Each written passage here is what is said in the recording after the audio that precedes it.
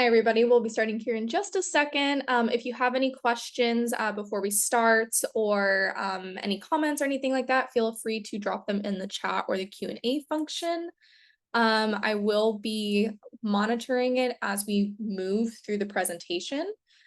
So we will pause, answer any questions as they come up. So again, please feel free to use that feature.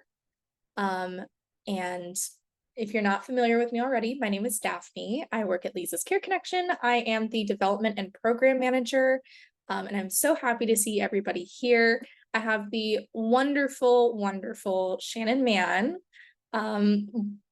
She is an incredible connection that we have in the senior care space and just admire everything that she does. And I will pass it over to Shannon to make introductions for herself, speak a little bit about what she does, and then we'll begin the presentation. Thank you, Daphne. Hi, yes, good morning or afternoon, wherever you may be.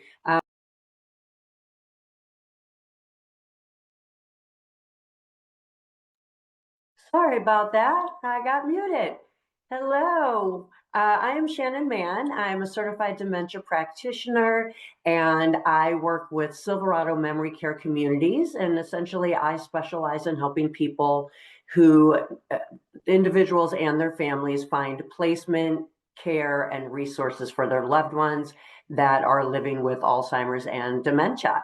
So this is one of my specialty areas in making sure that we're providing enough education out there, bringing awareness, and doing what we can early on to hopefully live a healthier life for a longer period of time and do what we can to take our power back to control some of our cognitive decline and avoid unnecessary cognitive decline. And that's a little bit about what we're going to talk about today in a way, as we talk about our gut-brain health connection and how they're intertwined. So welcome. Thank you for your patience. Glad to be here with everybody today. This is the gut-brain connection. We are focused on keeping your gut healthy to protect your brain. And what does that mean? As you can see from my little illustration here, it's a circular thing, right? This is signals go from the gut to the brain and from the brain back, as we know, through the body to the gut. As mentioned, I'm Shannon. I'm a certified dementia practitioner and a certified senior specialist, as well as a certified senior advisor. And I work in this whole realm of Alzheimer's and dementia. So let's talk about how the gut and the brain talk. First and foremost, very simple. They are connected through the vagus nerve. And chemicals from the gut bacteria will affect those brain signals. Stress and mood are influenced by your gut health. And this is something I think that surprises people a lot. So when we talk about it's connected through the vagus nerve, this is like a two-way phone line, as you saw in that first illustration. We're sending signals back and forth from the nerve that connects directly from the gut to all areas of the body, which we'll get into a little further, and up to the brain. I'm sure people have heard the expression or had a gut feeling before. That gut feeling is literally your gut speaking to your brain and either telling you something's not right, something's off, something feels good, right? We always say, listen to our instincts, listen to your gut. And you'd be amazed at how much information is going out from that area into the rest of your body and your brain. The reason why, when we look at how the gut bacteria affects brain signals and how stress and mood are directly influenced, gut bacteria is responsible for making chemicals like serotonin and dopamine that affect brain signals. So the brain itself has areas where it produces those feel-good chemicals of serotonin and dopamine, but the great majority of those chemicals come from the gut and transfer throughout the body, and that's why gut imbalances can affect your mood and stress levels. You can go to the next slide, Daphne. Okay, so what is serotonin and what is dopamine? In case you don't know, I did put this little chart on here, which I really like. I think it breaks it down somewhat easy. Serotonin is associated with mood regulation, Whereas dopamine is associated with motivation, it's reward, it's the pleasure centers in the brain, right? Dopamine feels good. And that's sort of the feeling that you get.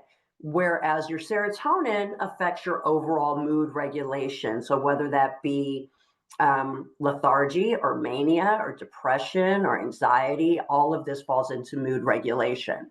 Serotonin also helps to regulate your sleep, your appetite, and pain, and your pain thresholds. It is a role in the feelings of well-being and happiness, right? If we don't feel well, we generally don't sleep well, we don't eat well, our body starts to ache and pain. So it's all connected. And deficiencies are directly linked. They've been identified to be linked. If you have a deficiency of serotonin, to depression and anxiety. I'm sure people have heard of a serotonin uptake and inhibitors. So there's different medications that might increase your serotonin and dopamine levels, and then there's medications that decrease them as well.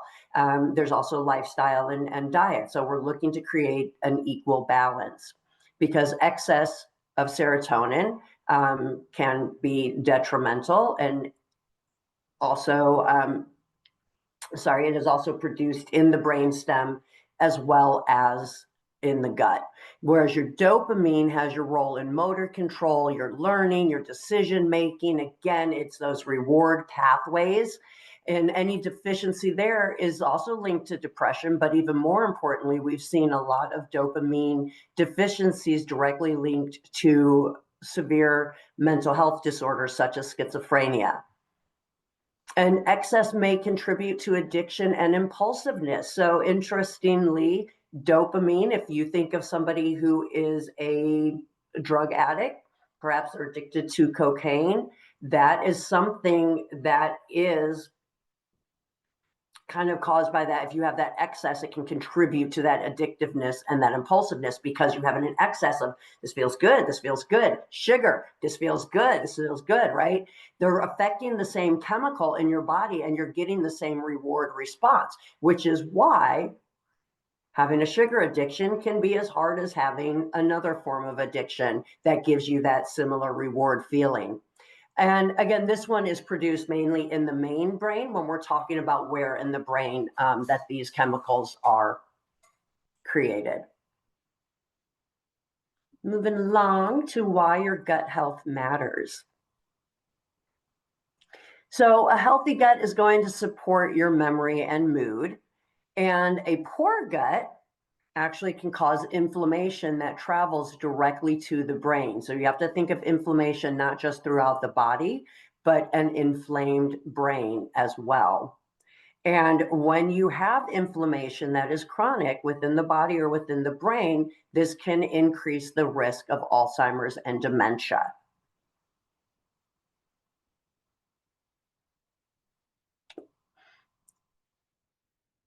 All right. So showing you a little bit about this, this is a little chart here. When you have the chronic inflammation, let's say you have a leaky gut, you have poor health, that's poor diet that's coming from the gut, it can cause chronic inflammation that affects your brain function. And then that creates an immune response linked to cognition response. So the more that the brain is creating this immune response, this attack of the inflammation in the brain actually is directly linked to the cognition loss. And oxidative stress that accelerates your brain aging would also be directly related to that. And any inflammation can trigger a neurodegeneration. And this would be Alzheimer's and other dementias, as well as other neurodegenerative diseases. And your lifestyle changes can reduce brain inflammation. So what happens is the inflammation causes memory impairment because it releases harmful chemicals into the brain. And this disrupts the brain cell function, right? So the chemicals actually get in the way of the brain function, the chemicals that are being created by the inflammation in the brain. And when that happens, it can cause damage to vital brain structures like the hippocampus, which is usually very crucial, is really your main crucial area for memory recall. And then you have the brain's own immune cells, like the microglia. And what happens here is if these immunity brain cells become overactive, then they can cross the blood-brain barrier can be crossed and compromised, which can lead to even more inflammation within the brain. And then that again is going to lead to impaired memory processing, to reduce learning ability, to long-term cognitive decline that can ultimately affect your memory, your feelings, as well as your behaviors, and then can affect you physically as well. So what are some signs that your gut needs care? Well, I think we're all pretty familiar with this, right? Gut needs care. Oh, I feel so bloated. My stomach is aching. I have indigestion. Every time I eat, my stomach immediately swells up. These are very normal things I think that we experience, particularly with those heavy meals. Fatigue and brain fog. So if you're finding that you have frequent indigestion, a lot of bloating, a lot of stomach cramping or intestinal problems, this could be a sign that your gut needs care. It could be a sign if you're always feeling fatigued, you're just drained, you don't have the energy, no matter what, and you're not thinking clearly, you have brain fog. These are more symptoms, as well as unexplained mood changes. So I think we all go through bouts of, having feelings of anxiety, having feelings of depression. Something might have recently occurred to cause a temporary feeling of anxiety, of depression. But if you find that your mood has changed and you're not necessarily able to pinpoint it, you just always have these feelings of discontent, anxiety, and depression that you're not certain what's causing it or where it's coming from or why you're even feeling this way, this could be a sign that your gut needs some care. Digestive issues are always, really early warning signs. So think again, indigestion, bloating, and gas. Think of your tiredness and brain fog, that could potentially be related to gut problems. And even, as you start making changes to correct any gut problems, I'd be curious. I would encourage you to sort of track your feelings. Track, are you more alert? Are you more energized? How is your mood? How does your stomach feel after you eat?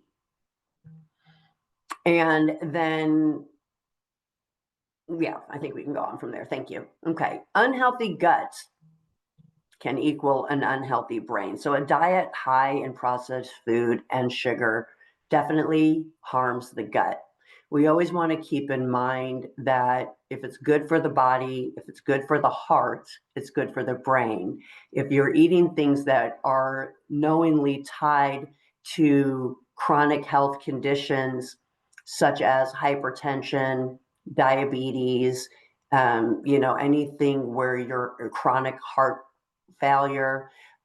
Think in terms of if you're eating and it's bad for the heart, it's bad for the brain, because 25% of that blood flow from every pump of the heart goes directly to the brain. And whatever is in the blood that the heart is pumping out are the nutrients and nourishment for your brain and your whole body. So if we're eating high processed foods with high sugar, high fat content, then we're feeding our brains high sugar and high fat content and high processed foods. This is going to cause that inflammation when it reaches the brain, and it can increase the risk of your memory decline and cognitive problems as well.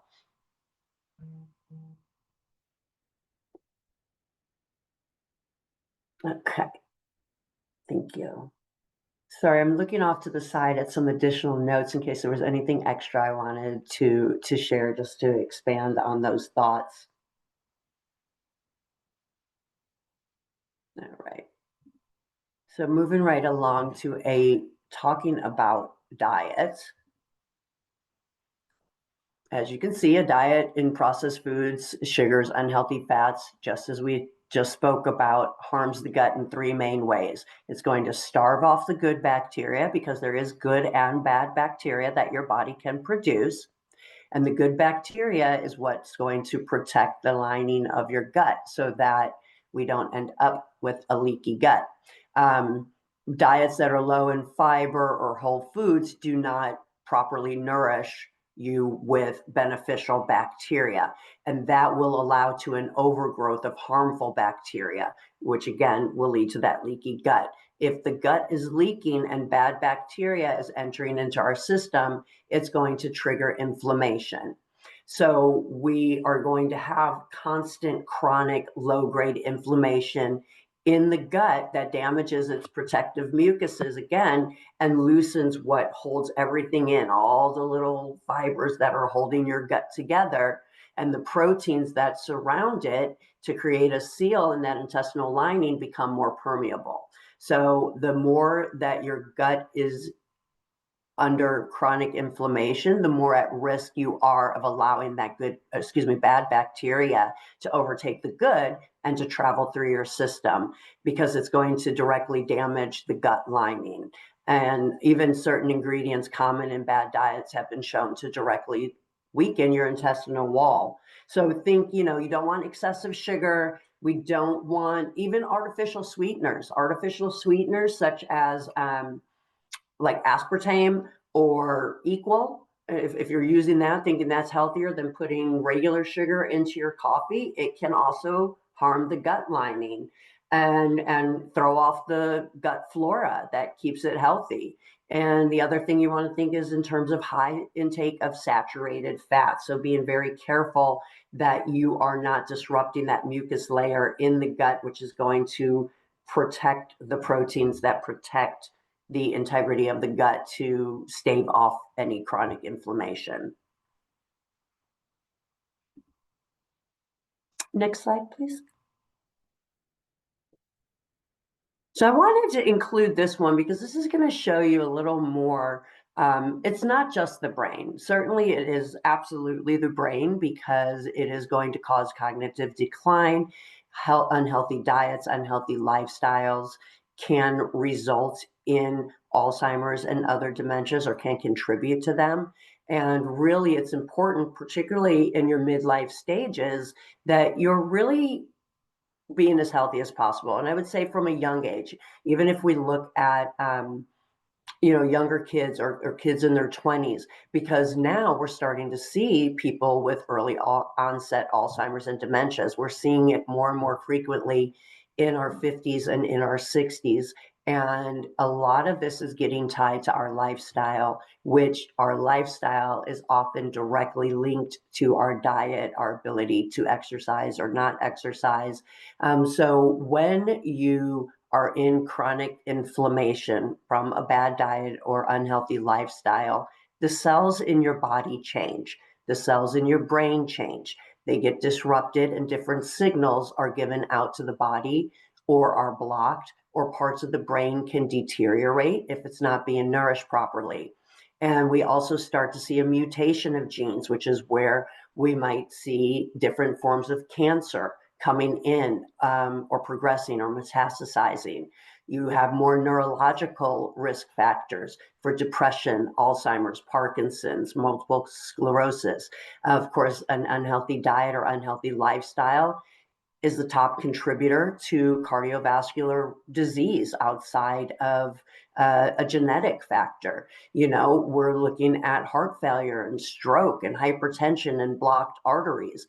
Immune disorders are hugely contributed to unhealthy gut balance. So this, you think in terms of, Crohn's disease, colitis, lupus, type 1 diabetes, anything even like an irritable bowel syndrome. So if you look through this chart, just showing you all the different ways that chronic inflammation, it can affect you neurologically, cardiovascularly, it can create metabolic disorders, bone and joint diseases, even pulmonary diseases. So we wouldn't necessarily think, oh, I have an unhealthy diet and now I suffer from hay fever, or I've had so many bouts of acute bronchitis that I now have chronic bronchitis or COPD. But more and more studies are being found to tie a lot of what we're suffering with, particularly in America, to our diets.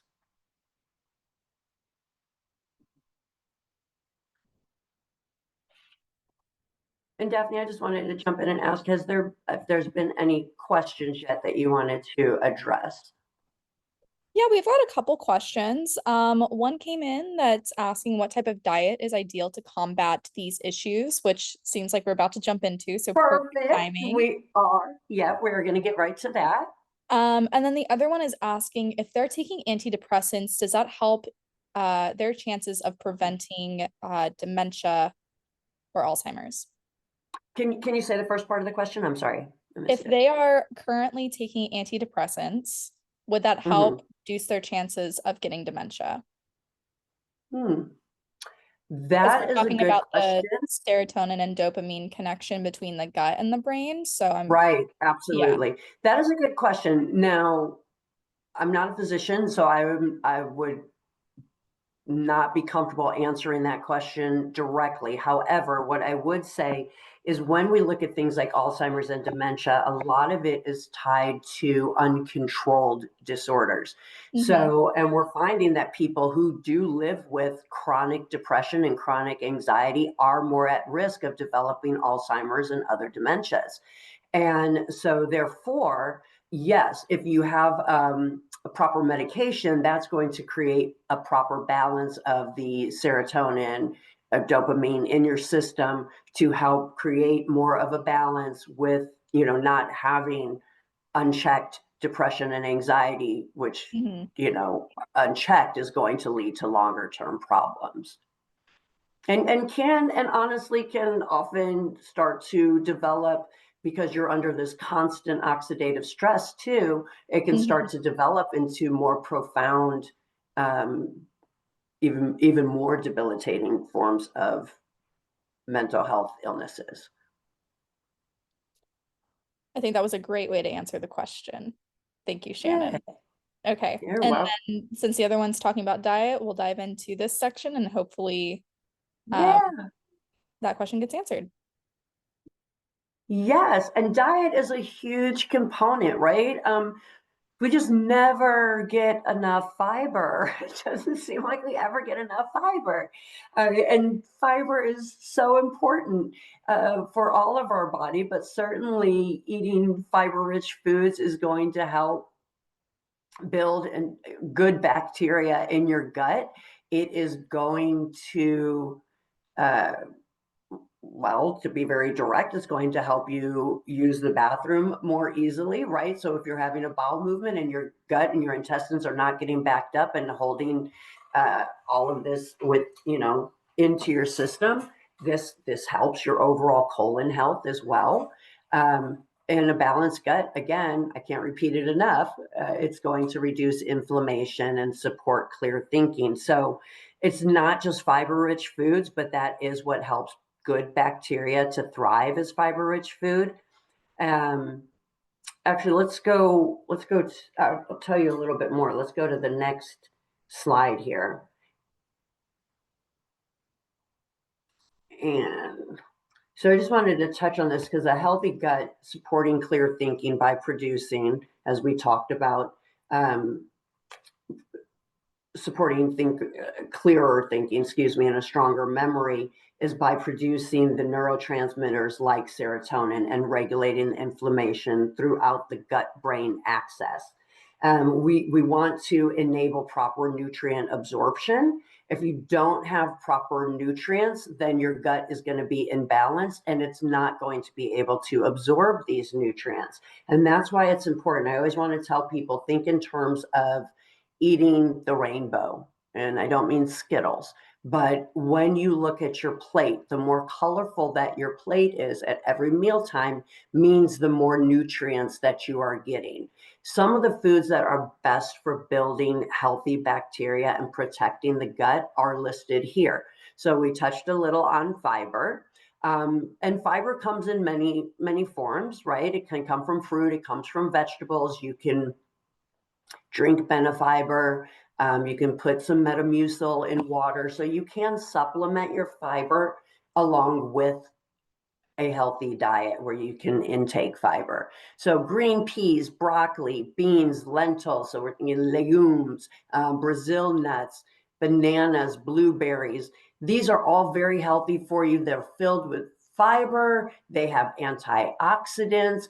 And when you think of food, think in terms of color, because every different color gives you different nutrients. If you think of a banana as a white food and broccoli as a green food, and strawberry as red, each one of those is giving you different nutrients for a more balanced diet and for what your body needs overall. You want to make sure, and this is where we really don't think in terms of prebiotics and probiotics.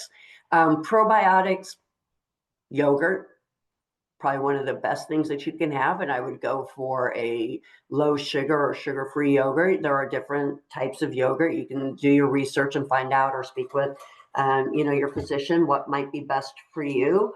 But anything, like a yogurt or kefir, type of product that is fermented but also has probiotics in it. Prebiotics come from vegetables and fruits and a lot of whole grains. So whole wheat, whole grain, a brown rice versus white rice, brown bread versus white bread. Anything, if you think white bread is more processed. So again, you want to get your prebiotics in. Fermented food, so beneficial overall for your gut, for your body, for your brain. It is all part of a brain healthy diet for sure. And that is things like pickles, sauerkraut, kimchi. If you are tempeh is great. Tempeh is great for vegetarians as well. Yogurt, kefir, kombucha. So if you like kombucha drinks, those are fermented products as well. And anything that is unsweetened, again, because we want to reduce any unnatural sugars. We don't want to take in a lot of processed sugar. And then you really want to get those polyphenols in, right? We need these in our diet. So green tea, almonds, onions, broccoli, grape skin, green grapes, blueberries, dark chocolate, like true dark chocolate, all things that you can add to your diet to make it a little bit more fun, a little bit more variety, and also healthier for you. Shannon, we have two questions. In Mm-hmm. terms of additional fiber, is Metamucil a good additive or supplement in the meantime? And then Naomi is asking if they can use honey as a sweetener instead of, I'm assuming, white or processed sugars. Yeah. So with the yes, let me start with the first question. Metamucil, absolutely. So if you're not getting enough fiber in your diet, and it is really hard to get a lot of fiber in your diet, particularly I think oftentimes older adults eat less. There's a reduced appetite. They're not taking in as much. So it can be a lot harder for an older adult to get everything in their diet that they need. We all have to be very intentional about it. And it really is hard to get some, proper amounts. So 100%, if drinking Metamucil, having a glass in the morning, having one or two glasses a day is absolutely a great way to help supplement um, the actual fiber in your diet. And there's different types. If you don't like Metamucil, there's Benefiber, and sometimes there's even, like the little fiber bars if you don't like to drink it. My suggestion is when you pour it in your water, stir it and drink it really quick because it does clump up. Which is a little weird, but it is definitely a great substitute. And then the other question, oh my gosh, I just forgot the other question. Daphne. Sorry, trying to find the mute button. The other That's right. question was if honey can be used Honey. as a substitute for artificial or processed white sugars.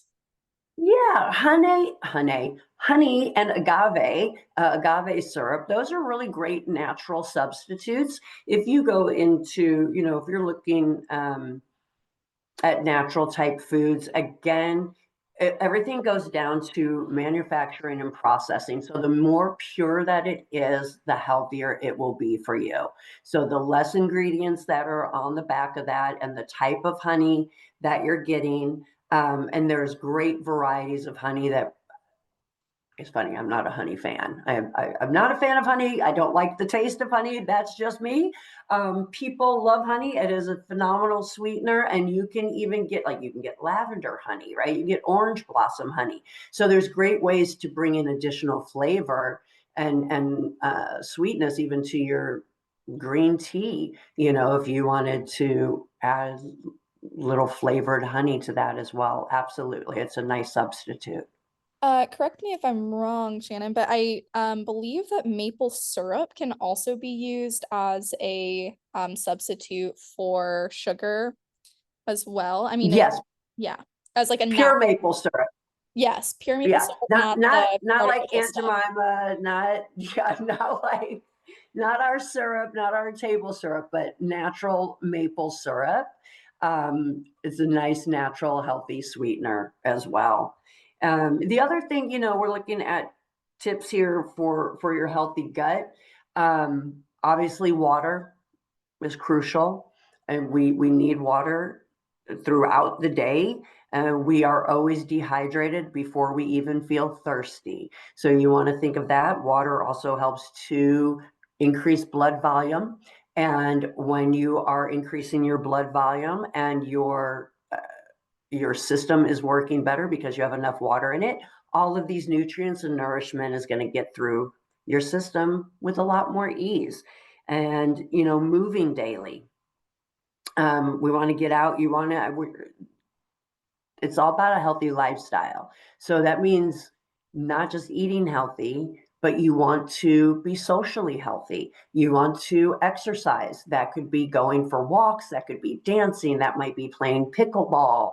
Um, Sometimes it's chair exercises. It all depends on your body's ability, but the goal is to get moving and to be social and to be socially engaged with other people, because all of this ties into having a healthy body, a healthy lifestyle, and keeping your brain healthier longer term. You can go to the next slide. And I would start to think in terms of what's my favorite healthiest snack? It's really hard to do a complete diet change. It's hard. It seems overwhelming to people. I can't, you know, all of a sudden I'm going to cut out sugars and red meat and saturated fats, and I'm just going to eat 100% healthy. Well, it's all great. Not all of us are disciplined enough to do that. Um, and sometimes it's just not reasonable to think that everybody can do that. A suggestion I like to make to people is always about adding in before taking out. So sometimes it is a lot easier to add in healthy foods to our diet, to add an extra glass of water. That water can be, maybe it's unsweetened green tea, maybe it's a cup of black coffee, but water. Maybe you want to add a cup of blueberries a day. So, maybe now you're having oatmeal in the morning. That's it. Or maybe it's eggs. So maybe you add strawberries and blueberries to that diet. So sometimes adding things in. And what happens is as we start to add more and we start to substitute by adding in those healthier products, we naturally start to remove those unhealthy things, right? So you can make little changes. If you like rice and you like white rice, maybe now you're going to have brown or purple rice. And maybe it starts with a couple of meals as opposed to all of your meals. But you start to look at it as a give and take. This one is hard for me to see. This is a mind diet. So this is a very good idea of the type of diet that you want to eat. Things that you can look up: the Mind diet, MIND, which we're looking at here. Also, it's a combination of a Mediterranean diet and the DASH diet. So you might have heard of the DASH diet, which is really was created for people who are living with hypertension or who have heart conditions. So this is like a heart healthy type of diet. Mediterranean diet overall, if we're studying diets, the Mediterranean diet is a big go-to in terms of making sure that you're getting all of these healthy things that we've already been looking for are naturally in the Mediterranean diet. A mind diet is a combination of these two. So it's lower salt, it's lower sugar, it's lower saturated fats, eating more white meat and more fish as opposed to steak and burgers. Adding in or eating more whole grains, eating beans to get more fiber. Sometimes people have a hard time with digesting beans, particularly if you're not used to eating them. So you add in a little bit. Fiber can be very hard, right? It's hard to digest. It can make you feel bloated and crampy initially as your body adjusts to it. So slowly increase your fiber intake. And you can do it in gentle ways too, like getting it through an apple, adding in more green leafy vegetables to get your fiber from, and then limiting foods. So limit the fried foods and fast foods, limit the red meat if you can. Foods that are high in saturated fat, you always want to limit or reduce out of your diet, or remove out of your diet. And this mind diet, just so you know, this is one of the things that we follow at Silverado, which are memory care communities. And this would be how everybody who lives with us is living with some form of dementia, whether it's Alzheimer's disease or another form of dementia, from mild cognitive impairment through end of life. And we create their meals with this concept in mind, right? Because even though they're already fully into their dementia, we can still help keep them as healthy as possible for as long as possible by nourishing the body and the brain properly. And this is what you want to do for yourself too.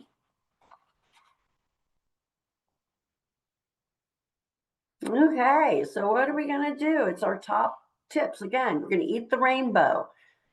If you don't have enough color on your plate, add something to it. Try to always add color to your plate because that's where all of your vitamins and minerals and nutrients come from.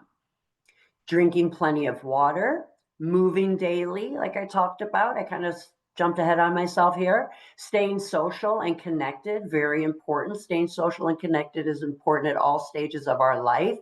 And, this is outside of just the gut health, because isolation and not being connected to people is a huge contributor to the onset of Alzheimer's and dementia. And then trying gut-friendly foods. Again, try to add in more fermented foods to begin with, more fiber, all of the things that we've talked about, your prebiotics and your probiotics as well. And think like, what's my favorite healthy snack right now? What could be some healthy go-to snacks for me that I would enjoy eating every day? Because if it feels like a chore, if it feels like it's a diet, if it feels like, oh, I have to eat this way now. No, you should want to eat this way. It's rewarding. It's healthy food. You're going to feel better. Your energy is going to be better. Your mind's going to be sharper. You're going to sleep better. So think of it as rewarding. What are some great snacks? And if you can look things up on the internet or go on if you have the Pinterest app. Or ask a neighbor, ask a friend, what do you do for healthy snacks? I'm really getting bored, thinking all I can do is nibble on snow peas and strawberries, but that can get a little mundane or routine. You might want to mix it up. So ask some people for some ideas. And again, drinking your water is going to help you with your digestion and your nutrient absorption. Okay, jumping right along. You do have 3 brains. So you have your actual brain, you have your heart's brain, and then you have your gut's brain. Each one of these is filled with neurons that tell our body how to operate. So your brain is dealing with cognition and perception. It allows you to master language, communication, your feelings, your memories, your behaviors. Right? So we want those electrical impulses and hormones to be balanced and to be able to speak to one another.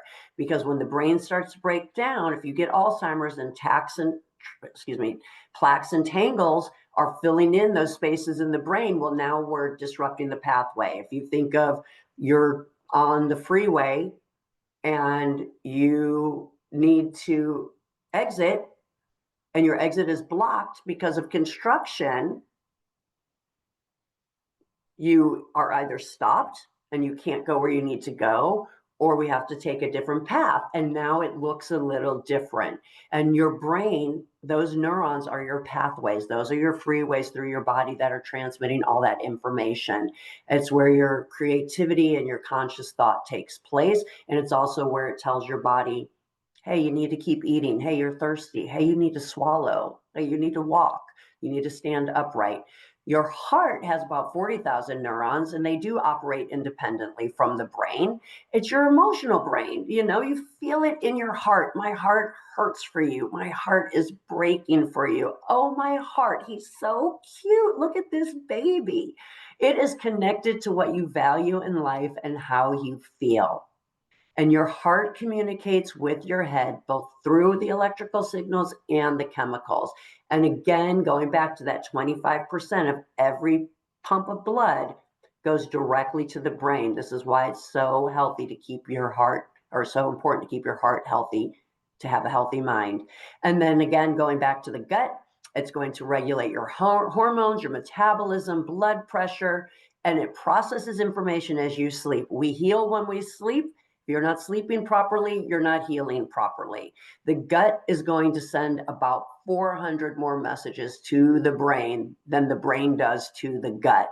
And it plays a key part in your emotions. So if you think that 95% of your body's serotonin is found in the gut, if your gut is messed up and your gut's not feeling good, your brain may not be feeling good either.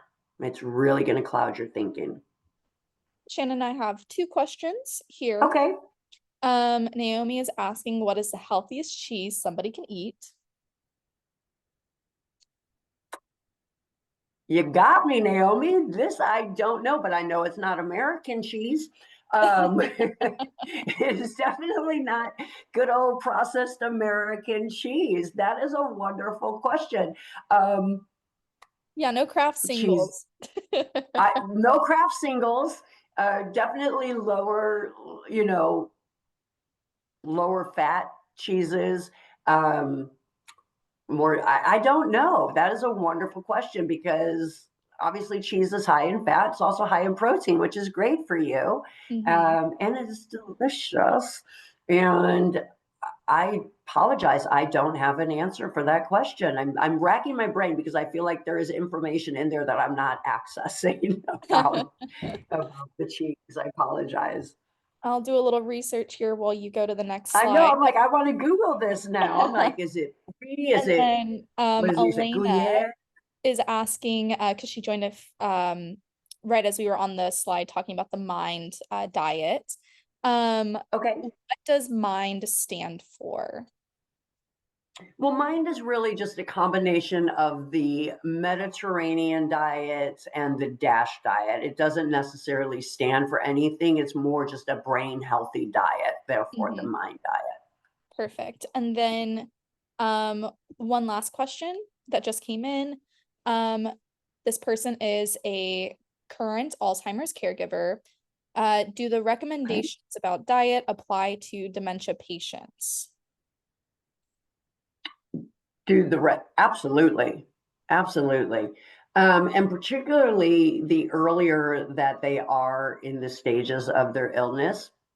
But everybody's trajectory is a little different with these diseases, with different forms of dementia. A lot of them, have similarities. They're symptomatically similar.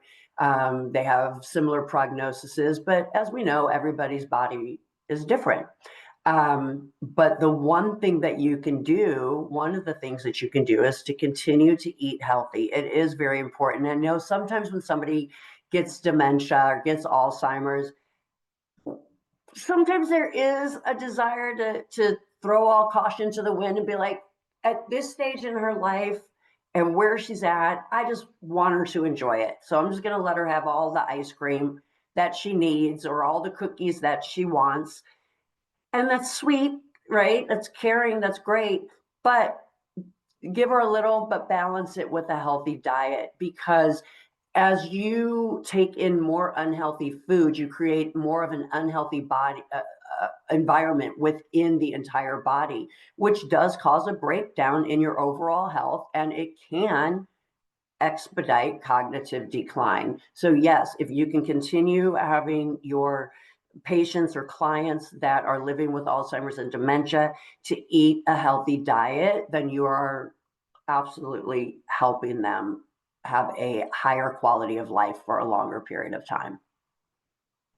Okay, and then if you are interested, the top 10 cheeses are Gouda cheese. I hope I'm Gouda. pronouncing this correctly. Edam, Edam, goat cheese, Parmesan, paneer, mozzarella, ricotta, cottage cheese, cheddar, and feta. So we've got some good ones. I am excited. I hope Naomi is too, because those sound good. That is great, Daphne. That's great information. A couple of those were on my guest list, but again, I don't want to guess, right? Of You don't want course, to yeah. guess. And then And I am not a doctor, so I do have to disclose that. yes, I will be sharing it in the chat so that everybody can see it as well, since I kind of rambled through those. And then Yep. Elena, I will share the Mind diet from the previous slide with you directly. She just asked if she could. And I could even email a better copy of that because it didn't scan really well. That's why I say I really can't. It's pretty dark. I couldn't really see it. But if you like, Daphne, if you wanted to send that out, I can email this to you. Okay, perfect. As well. All right, and then let me get you to the next slide. And I want to actually, I was just like, I had to think about this because the Mind diet, with it being the Mediterranean and the DASH diet, it is an acronym for Mediterranean Intervention. Mediterranean Intervention. Mediterranean Intervention, yes, for neurodegenerative delay. So it is actually specifically an acronym. Scratch my first answer because it is a combination of the two, but it is the ND is for neurodegenerative delay. So we're eating healthy. We're having this Mediterranean diet in mind. It's an intervention to delay any neurodegenerative decline. There we go. So who else can help, right? Who else can help? There's a lot of places you could reach out to because, all right, fine, I have indigestion and I have bloating and I have, I'm feeling anxious. Does it mean that I have a leaky gut or an unhealthy gut? Not necessarily. I could try things out on my own. I can try diets. My own daughter was having a lot of problems and we started, look at something, what's going on here? We started to remove gluten and we actually found that she has a big gluten sensitivity that was causing a lot of these problems that we're talking about here today. So that was a little bit of a guessing game, but now we want to look further, right? And you might want to look further too.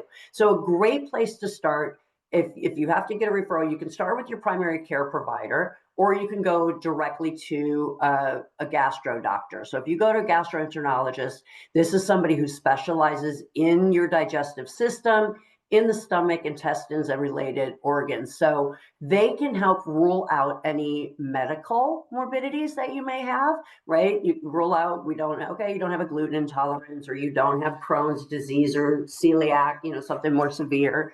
But they can rule things out. So it's a great place to start in terms of testing your gut health.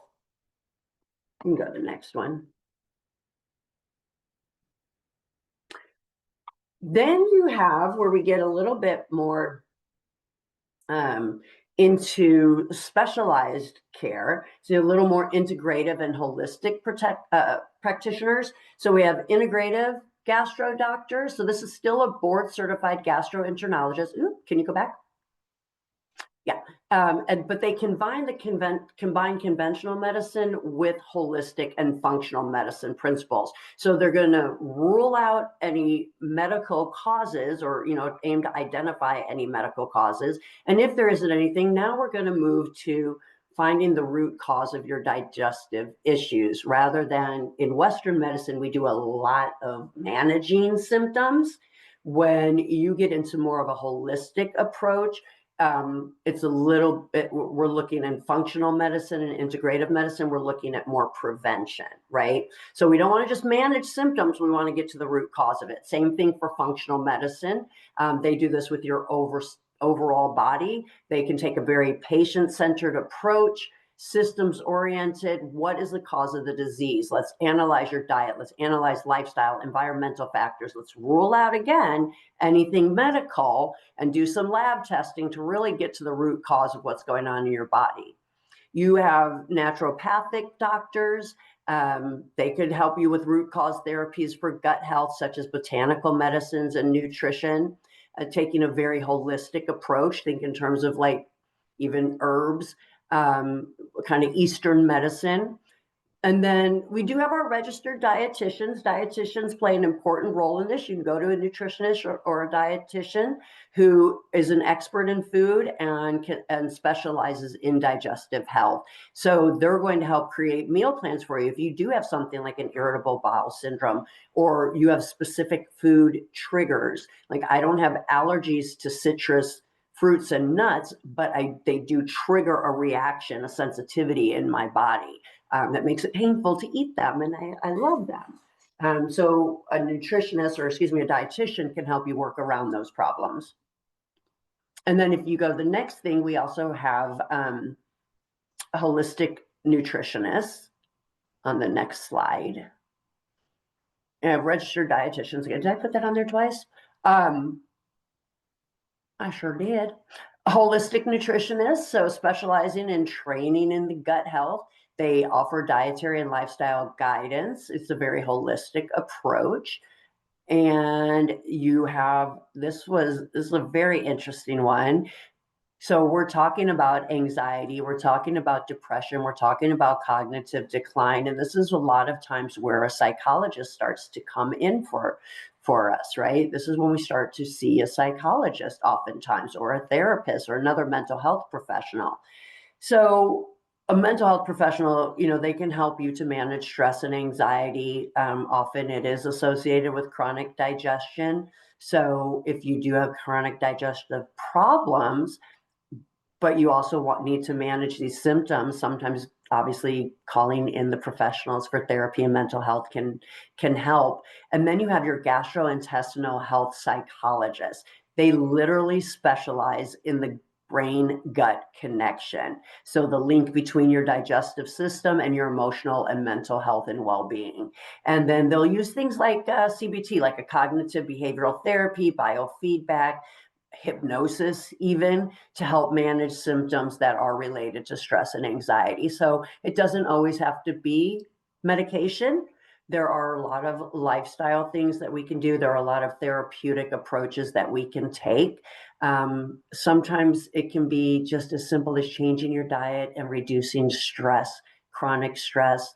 Obviously, chronic stress is going to show itself often in anxiety and depression, particularly when you sleep.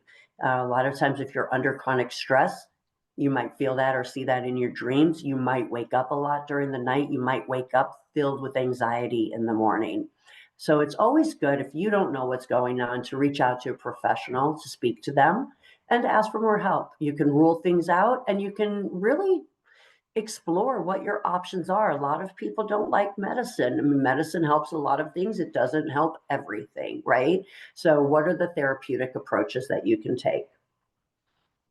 And I think we're wrapping up here. Again, I just want to remind everybody and encourage you to eat the rainbow, stay hydrated, keep moving, and stay social with your friends, with your family, with others in your greater community, and eat gut-friendly foods.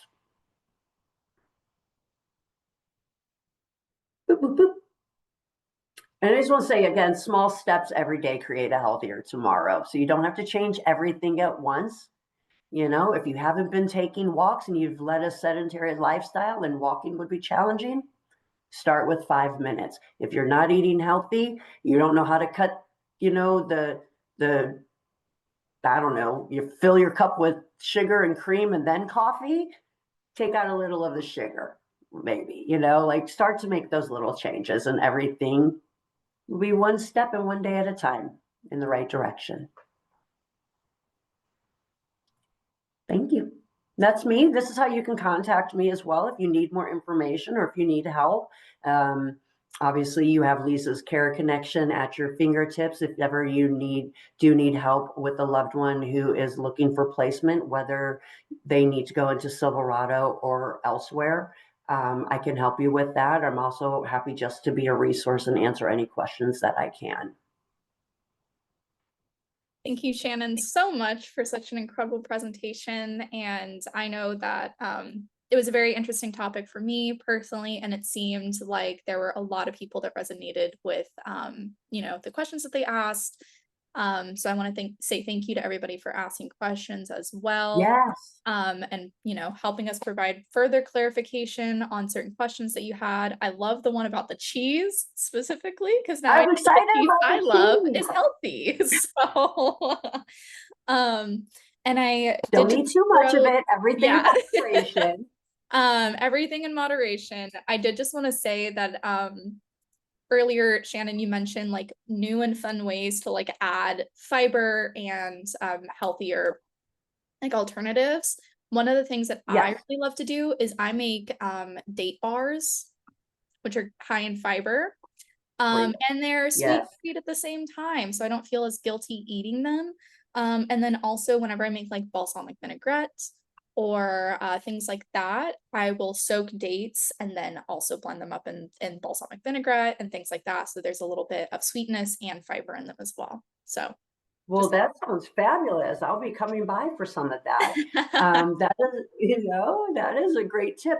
And sometimes, if you want to add a little more excitement, sometimes it's hard to find everything that we need and want at our regular grocery store. Try Mhm. to find more of like if you have a Mediterranean store or a Middle Eastern store, Mhm. an Asian grocery store, you'll get a lot more options that are different from what you normally see. Mhm. And you can add more of these exciting things that we're talking about to your diet that you maybe don't Mhm. even know are out there. You can go and buy dates easily, right? Like, I mean, you can get Yes. dates and figs and things everywhere, but for instance, Mhm. I went to a Middle Eastern store yesterday and I had fresh off the tree, like still in their encasement before the shell, pistachios. They're Mhm. amazing.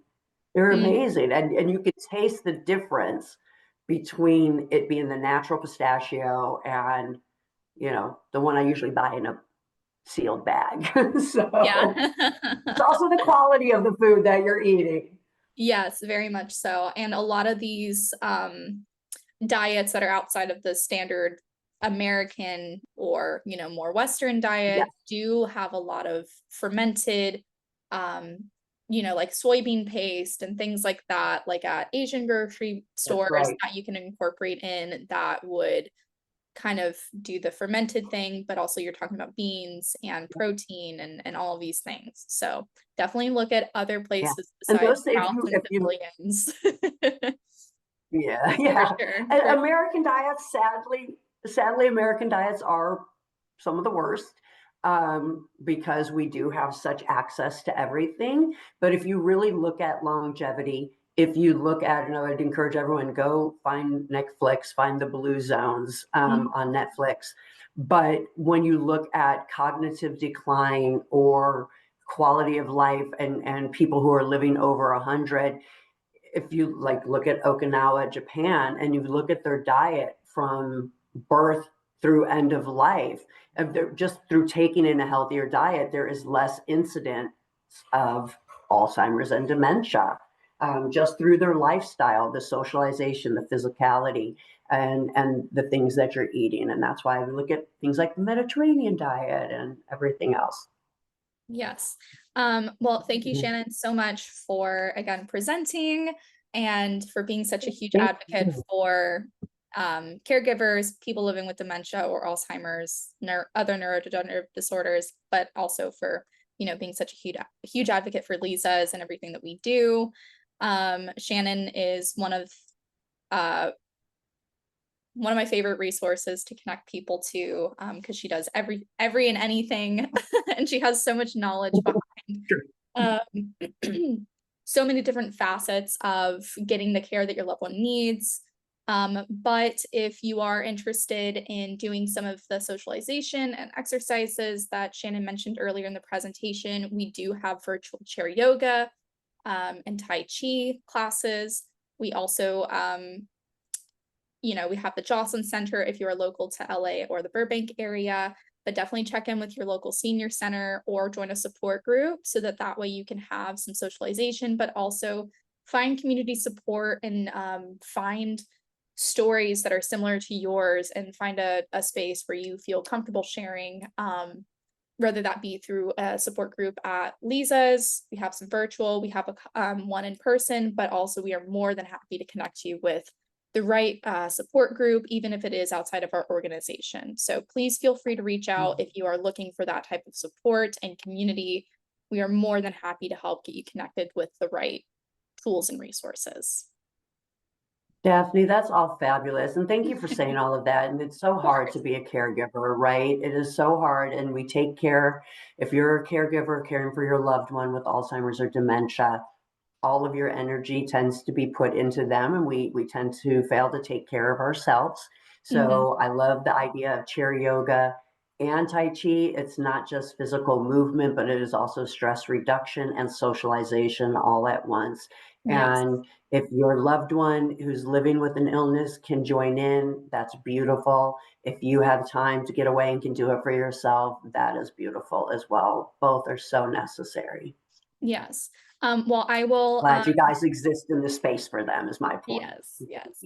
Well, I thank you again, everybody, for joining. Thank you again to Shannon, and I will be sending out an email here by the end of the day, if not early tomorrow, with a link to access the YouTube video that we're going to put together that goes over all of this information. So if you didn't take notes or maybe joined a little bit later, you have the ability to go back and rewatch the video. And then I will also include Shannon's contact information and the Mind diet PDF that I will get here in a little bit in that email as well if you have any questions referring to that. Um, Naomi, we can get you connected to support groups that are for care receivers and not for the caregivers. Please email myself or Bree or Deba, and we can get you connected to the proper support groups for that. But if there are any other questions, feel free to email myself. If they are more directed for something that Shannon takes care of, I can definitely get you connected to her, but the information will also be in the email. Thank you again, everybody, and we will see you in 2 weeks for the next education. Thank Okay, you, everybody. Thank you, all right, Daphne. of course. All right, bye, everybody. Bye.